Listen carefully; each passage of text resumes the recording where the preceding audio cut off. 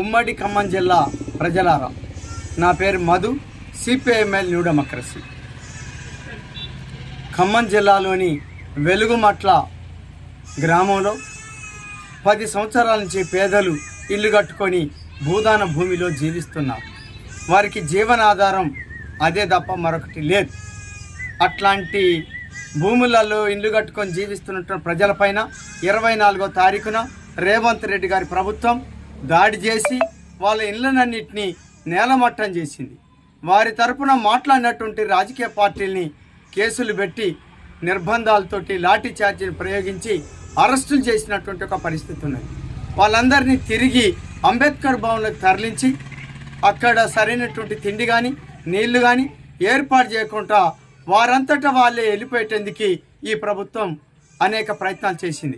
అయినా వాటన్నిటిని తట్టుకొని ఆ ప్రజానీకం అక్కడ జీవిస్తున్నారు. ఈరోజు ఇప్పుడు ఈ క్షణంలో అక్కడికి వందలాది మంది పోలీసుల్ని దింపి వాహనాలను తీసుకొచ్చి వాళ్ళందరూ వెళ్ళిపోవాలి అక్కడి నుంచి అని చెప్పి పోలీసులు హుకుం జారీ చేస్తున్నారు. ఈ చర్యల్ని తీవ్రంగా ఖండిస్తున్నాం. మరి ఈ ప్రభుత్వం ముఖ్యంగా మంత్రులు ఏం చెప్తున్నారు?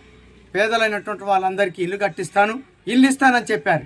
మరి ఎక్కడ ఇల్లు ఇవ్వకుండానే ఇప్పుడు బలవంతంగా తరలించేటువంటి ఒక వైఖరి ఇది ఏమిటి ప్రజల మీద ఈ దౌర్జన్యం?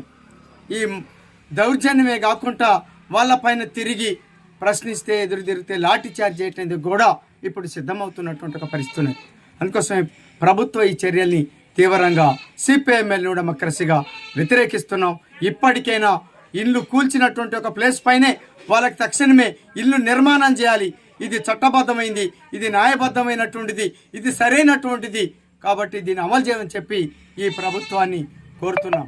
అట్లాంటి చర్యలకు పూనుకోకుండా ఇట్లాంటి దౌర్జన్యంగా వాళ్ళని అక్కడ ఉన్నటువంటి వాళ్ళని అంబేద్కర్ భవన్ నుంచి తరలించేటువంటి ఒక వైఖరి ఏదైతే ఉన్నదో ఇది అప్రజాస్వామికమైనది, ఇది చట్ట వ్యతిరేకమైనటువంటిది, ఇది ప్రజా వ్యతిరేకమైనటువంటి ఒక చర్యగా మేము ప్రకటిస్తున్నాం. ఇప్పటికైనా ఇట్లాంటి చర్యలకి కాంగ్రెస్ ప్రభుత్వం రేవంత్ రెడ్డి గారు స్వస్తి పలకం అని చెప్పి కోరుతున్నాం.